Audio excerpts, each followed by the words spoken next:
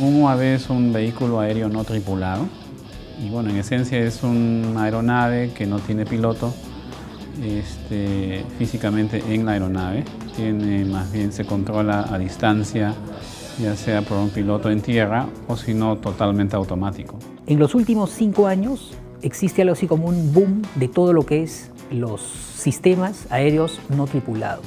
Es decir, esta tecnología que usando aeronaves sin piloto a bordo, colocan sensores, sean cámaras fotográficas, de video, cámaras infrarrojas, etcétera, etcétera, que sirven para el registro y la observación de la Tierra.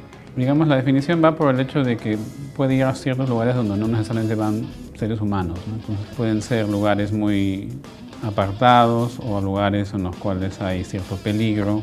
Aquí en la universidad hemos incursionado en el uso de estos sistemas para lo que es agricultura de precisión, ¿no? Desde hace unos años, 2005 más o menos, es que cuando nosotros nos involucramos en proyectos con el Centro Internacional de la Papa, quienes tenían esta necesidad de poder monitorear cultivos desde el aire.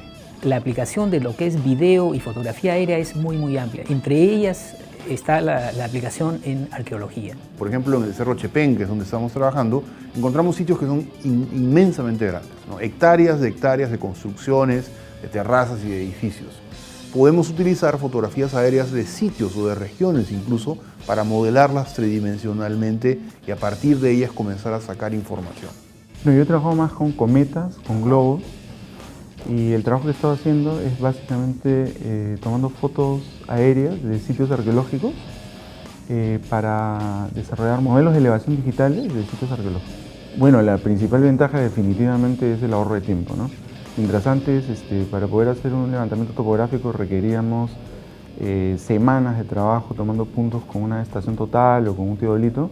Con esto podemos desarrollar un modelo de elevación digital y tener los mismos productos trabajando simplemente unas horas, ¿no? En mi caso, que trabajo con la maestría de procesamiento de señal e imágenes digitales, le estamos orientados a la parte matemática, al desarrollo de los algoritmos matemáticos para extraer la información de los videos o de las imágenes que se tomen de los equipos aéreos. Lo que este algoritmo permite es la separación del fondo, el modelamiento del fondo, para poder extraer únicamente los objetos en movimiento. Ahora, los algoritmos que originalmente se plantearon, algoritmos numéricos que originalmente se plantearon para resolver el problema matemático computacionalmente demandaban demasiado tiempo. Entonces, en una colaboración con los Alamos National Lab, desarrollamos este nuevo algoritmo que es básicamente 10 veces más rápido que lo que está reportado en el estado del arte. Entonces, lo que va a permitir este algoritmo es, al menos por ahora, es la parte del preprocesamiento del video, lograrla en tiempo real. El registro lo hacemos con cámaras fotográficas y de video. Sin embargo, hay otras técnicas de escaneo de la superficie, como por ejemplo la fotografía multiespectral para examinar cultivos. También hay la fotografía térmica, que registra, por ejemplo, en plena oscuridad puedes ver seres vivos que tienen temperatura mayor a la del entorno. Y hay todo un conjunto de, digamos, técnicas para escanear la superficie y observar ciertas bandas del espectro que el ojo humano no ve. El desarrollo que se quiere hacer de equipos aéreos no tripulados en la PUC yo lo separaría básicamente en dos cosas. Uno es la construcción de los equipos, el hardware en sí, y otra es la parte de los algoritmos matemáticos que se necesitan para procesar los datos, básicamente videos o fotografías que se tomen desde los UAVs.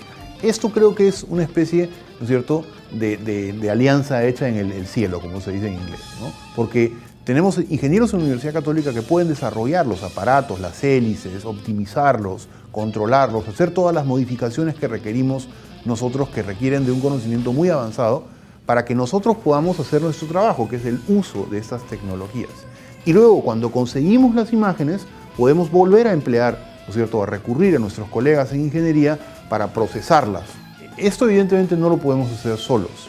La idea es que la universidad se convierta en un ente nacional que sea un referente para lo que es estos sistemas aéreos no tripulados. Y pues reunir las diversas disciplinas que pueden contribuir para el desarrollo de estos. Y aquí estamos hablando no solamente de usarlos, sino también de desarrollarlos, ¿no? Diseñarlos, construirlos, dependiendo de la aplicación que se pueda requerir.